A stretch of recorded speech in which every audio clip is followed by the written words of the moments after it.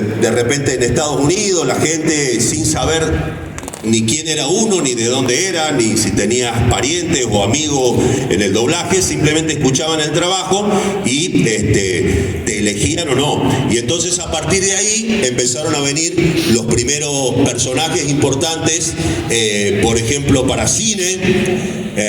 No es que esté atendiendo mensajes, tengo aquí una ayuda de memoria para no olvidarme ningún personaje. Por lo menos de los más conocidos, y llegaron las posibilidades de los primeros personajes de cine. Uno que yo recuerdo con mucho cariño, no sé si ustedes recuerden, de la película Buscando a Nemo. Ahí me tocó darle vida a este personaje que decía: hola, soy Bruce. ¿Qué hace un par de bocadillos como ustedes tan tarde en esta zona? Ay, sí, ya sé. No platiques con tiburones, ¿verdad? Pero recuerden, amigos de Córdoba, los choripanes son amigos, no comida.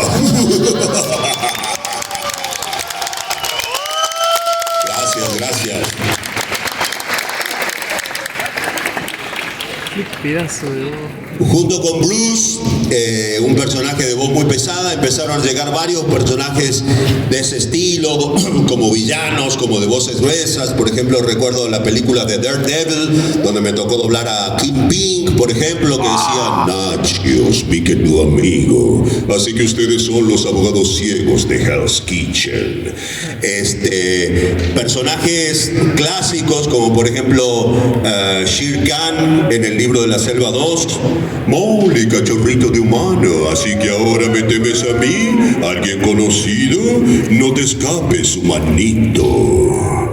Gracias. Son muy amables. Tengo una relación ahí bastante afectuosa a partir de las voces con los felinos. Agata. Por ejemplo, un personaje que me gusta mucho, que ya tengo muchos años interpretando, que dice: Manny, sí, ¿ya vieron quiénes están aquí? Son los bodoquitos de Córdoba, de puntitas, y tengan cuidado, si se caen a la cañada, garra patada. Gracias. Que digas no como porquería. La verdad que han sido muchos personajes y sobre todo muchas historias increíbles. Yo desde que empecé en esta carrera tuve la increíble oportunidad de poderle dar voz a algunos personajes de los cuales yo era fan primero, ¿no? Y entonces recordando aquellas tardes en Jujuy, viendo los dibujos, los dibujitos clásicos, pues siempre estaban los personajes de Looney Tunes, que a mí me gustaban muchísimo. Y justamente hace varios años el querido Eduardo Tejedo, uno de los directores más importantes del doblaje mexicano, me invita para prueba de voz para personajes de los Looney Tunes. Así que yo llego a la prueba muy ilusionado y resulta que la prueba era para un personaje que era, ¿se acuerdan ese perro que siempre se peleaba con el gallo Claudio y le hacía maldades y todo eso? Me dice: vas a hacer la prueba para este personaje. Ahí hago la prueba, y como siempre, yo digo que en la vida hay que tratar de aprovechar las oportunidades lo más que se pueda, ¿no? Si te abren la puerta, pues meter la patita y tratar de ir metiendo todo el cuerpo.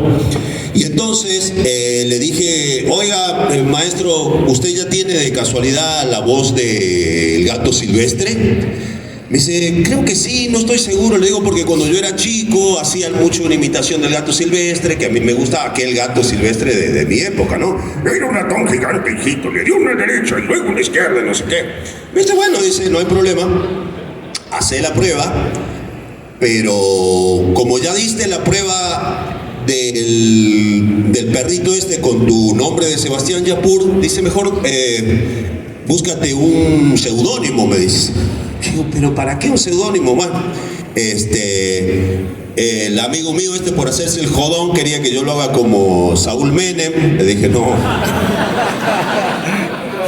Le digo, no, a lo sumo puede ser Saúl Méndez.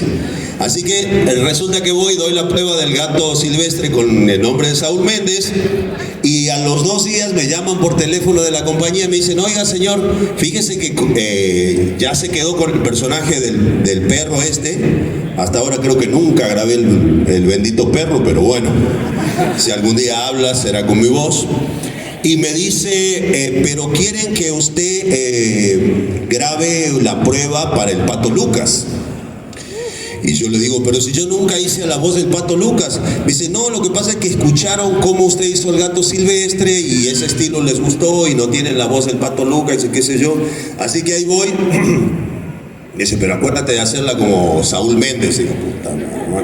Ahí fui, hice la prueba como pude. Y nada, fue muy emocionante porque me volvieron a llamar a los 2 días para comentarme de que me habían elegido como la voz del Pato Lucas. Ahí vino todo un rollo para tratar de explicarles a la gente de Warner, porque obviamente yo puse el grito en el cielo y le digo, mira, un personaje tan importante como el Pato Lucas, no quiero que quede con un seudónimo, así que bueno, hubo que explicarle que se habían confundido, que no sé qué, que no sé cuánto. Fue muy divertido y es un personaje que yo quiero mucho, primero porque representa mi infancia y segundo porque fue el personaje que me permitió darme a conocer con voces que no fueran solamente esas voces gruesas de villanos y todo lo demás. Un personaje súper intenso, ¿no? Medio alterado. Grabar al Pato Lucas es escupir todo el atril y sale medio transpirado de ahí, qué sé yo, pero es un personaje increíble. Por ejemplo, si estuviera aquí, a lo mejor ya estaría medio impaciente. ¡Qué bueno que por fin te acordaste de una verdadera estrella de la comedia como yo, el Pato Lucas! Y no ese conejo come zanahorias imitador de la comedia barata de Bugs Bunny. Y qué bueno que aquí en Córdoba sea temporada de conejos y no de patos. Pantalones para tiendas. Gracias, gente. Para tienda. La verdad que yo no había tenido mucho contacto con el mundo del anime, hay que ser honestos. Ya tenía yo muchos años de carrera, me habían tocado hacer todo tipo de personajes, pero no, por H o por B no había coincidido en la cuestión esta del anime, hasta que me habla mi querido y admirado Arturo Castañeda Mendoza. Gran talento, hijo de Mario Castañeda, de Romy Mendoza, o sea que su ADN ya estaba como muy predestinado. Y me dice, mira, hay un proyecto acá que se llama One Piece, y me empieza a explicar de qué se trataba, de que eran como 1000 capítulos, y de que los universos, y de que las sagas, y que de los círculos, y de que no sé tanta cosa. Y me dice, bueno, quiero darte un personaje, un villano, creo que te va a quedar muy bien. Así que nada, empecé en esa increíble aventura de trabajar para el mundo maravilloso del anime, donde tenemos, por supuesto, a los fanáticos, a los otakus, que son tan seguidores. Y bueno, y es para mí un lujo poder darle voz al querido Crocodile, ¿no? Que dice... Niño sombrero de paja, por fin nos volvemos a ver. ¿Te atreves a desafiarme? Solo hay un rey de Alabasta y ese soy yo, Crocodile.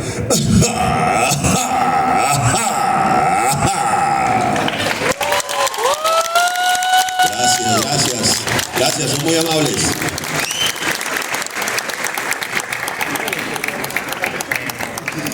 Gracias. La verdad que son muy amables. Hay personajes súper lindos.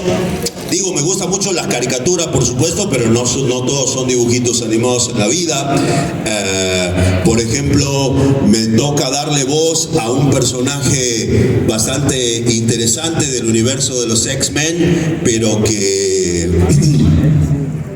lo encontramos conviviendo en esa saga maravillosa que es Deadpool, ¿no? Ese que dice, 4 o 5 momentos.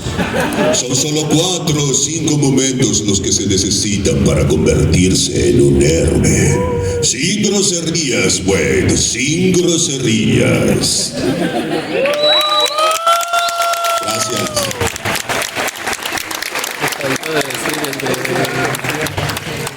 Fíjense que en mi carrera he tenido la posibilidad de darle voz a muchos personajes, o mejor dicho, intervenir en muchos proyectos de los cuales primero he sido fan. Y eso es algo increíble, ¿no? Y algo así me pasó con el universo maravilloso del maestro don Roberto Gómez Bolaños, Chespirito.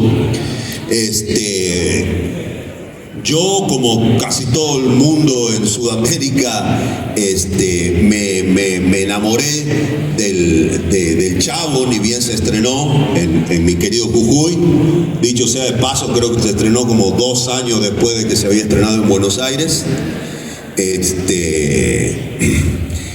Y resulta que me enamoré de la serie, la empecé a ver, pero en particular del personaje de Kiko, ¿no? Me parecía un personaje increíble, este niño envidioso y medio ladino y medio malcriado, y me encantaba. Y ya de una manera inconsciente, yo con 7, 8, 9 años, quería saber cómo era que hacía esa voz y cómo podía hablar y cómo podía inflar los cachetes y hablar al mismo tiempo. Y entonces practicaba y hablaba en mi casa, al punto tal en que yo todo el día estaba hablando como Kiko en mi casa. Y recuerdo que mi papá se enojaba mucho y me decía, ya basta con el Kiko. Y en un momento, de una manera muy seria, yo me río ahora, pero él seriamente le fue a plantear a mi mamá que tenían que llevarme con un psiquiatra, o sea, tenían que buscar ayuda profesional, porque dice, no puede ser, este chico todo el tiempo está hablando como Kiko, me parece que ya lo perdimos. Mi vieja sabia, como la mayoría de las mamás, le dijo, no, quédate tranquilo, ya se le va a pasar, son cosas de él, le gusta esto de las voces, qué sé yo, qué sé cuánto. Y claro, por supuesto, 12, 13 años, cuando yo vi que hablando como Kiko no iba a levantar ni tierra, entonces bueno, quedó un poquito de lado el personaje, pero siempre con ese cariño. Y la verdad que en aquella época ni soñaba que en algún momento iba a poder ir a vivir a México, pero cuando el proyecto ya estaba más formado, jamás, aún sabiendo que iba a ir a vivir a México, jamás me imaginé que iba a poder ser otra cosa que no fuera, qué sé yo, cruzarme con alguno de esos actores o de esas actrices en algún pasillo y, como cualquier fan, cholulearlos, tomarme una foto o lo que sea. Pero bueno, esa posibilidad tampoco se daba y pasaron muchos años. Y empezó a correr el rumor de algunos compañeros que me encontraba en los pasillos de los estudios y que decían, acabo de venir de hacer un casting para un proyecto del Chavo, que van a hacer una serie animada en dibujitos y qué sé yo. Y yo escuchaba que conversaban y se me hacía agua la boca, pero claro, no me invitaban. Hasta que un buen día, yo casi me había olvidado del asunto, y me llaman por teléfono de la empresa y me dicen, oiga señor, lo queremos invitar a prueba de voz para la serie del Chavo animado. Yo dije, wow, qué lindo, qué sé yo, súper entusiasmado. Cuando llego, resulta que el director me había invitado para hacer la prueba, pero del profesor Girafales. Como yo siempre había hecho estos personajes de voces gruesas, y dijo, grandote, le debe quedar bien. Y entonces, bueno, yo nunca había hecho la voz de Girafales, pero estando ahí, obviamente traté de hacerlo lo mejor que pude, ¿no? Y hice a Girafales, y luego lo mismo que les contaba antes, aprovechando la oportunidad, empiezo a hablar con el director, le digo, óyeme, fíjate, ¿será que ya tienen la voz de Kiko? Dice, no tenemos la voz de Kiko, es un problema. En aquella época vivía todavía don Roberto Gómez Bolaños, entonces su hijo, Roberto Gómez Fernández, hacía una primera selección de las voces y las mejorcitas se las mandaba a su papá y él personalmente era quien decidía. Entonces me decía el director del proyecto, fíjate que estamos a 4 o 5 días de empezar la serie y no hay nadie de las pruebas de Kiko que le haya gustado a Chespirito. Se habían hecho como 80, 90 pruebas. Entonces yo le cuento esta historia, digo, no, porque yo que cuando era chico, que Kiko, que los cachetes, que mi papá, que no sé qué, que el psicólogo. Y entonces le digo, ¿puedo hacer la prueba? Claro, el tipo solo me conocía por este otro tipo de personaje, entonces me miró de una manera así un poco escéptica y me dijo, bueno, hacelo.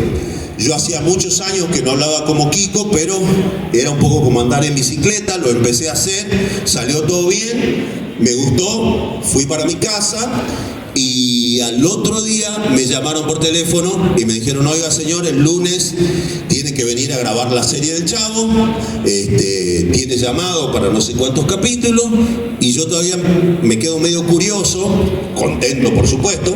Le digo, oiga señorita, pero ¿qué personaje? Le digo, porque yo hice prueba para 2. Y entonces me dice, se fija, decía, a ver, déjenme ver, los 2, dice, usted se quedó con los 2 personajes. Así que recontra feliz. No mucha gente sabe que en la primera temporada yo hago a Girafales también, aparte de Kiko. Y bueno, después por cuestiones de salud familiar tuve que empezar a venir a Argentina, a Jujuy un poco más seguido, y entonces Televisa les dio un poquito de miedo y me quedé haciendo solamente a Kiko. Dijeron, si este guaso nos clava, que nos clave con un personaje y no con 2. Así que la verdad que fue una alegría muy grande y nada, a ver que nada más y nada menos que don Roberto Gómez Bolaños me haya elegido entre tantos postulantes y para darle voz a ese personaje que yo tanto quería y tanto admiraba cuando era niño. Si estuviera aquí, seguramente el cachetón ya estaría un poco impaciente. Ustedes ya saben cómo es.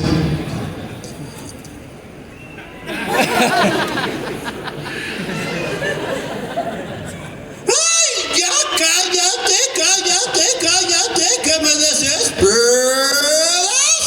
Tú nada más hablas y no sabes que toda esta gente aquí vino a escucharnos a nosotros los personajes y no tus tontas historias de niño. Así que por favor, ya no seas tan chusma. Y ustedes, amiguitos de Córdoba, sí me simpatizan.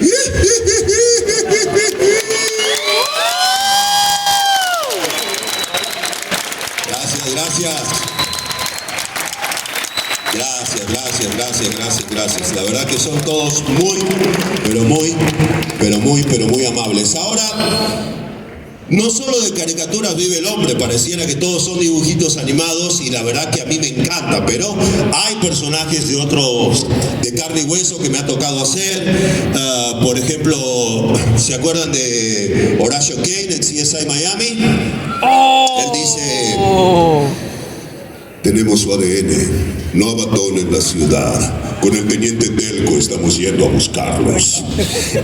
Personajes de carne y hueso, pero por ejemplo, un poco más. Darth Vader no es muy de carne y hueso, que digamos, es mitad cibernético. Pero por ejemplo, en esa hermosa saga Hobbit, ¿se acuerdan? Soy Thorin, escudo de roble, y reclamo el oro de esta montaña en nombre de nuestro pueblo porque nos pertenece. Les deseo que les salgan pelos en las patas. Gracias.